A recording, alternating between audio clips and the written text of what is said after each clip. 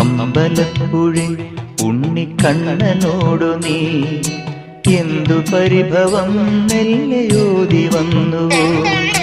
കൽവിളക്കുകൾ പാതി മിന്നി നിൽക്കവേ എന്തു നൽകുവാൻ എന്നെ കാത്തു നിന്നു നീ?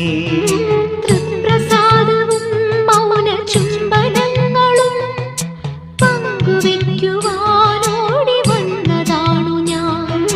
രാഗചന്ദനം നിന്റെ നെറ്റിയിൽ തൊടാൻ ഗോപകന്യയായോടി വന്നതാണു ഞാൻ.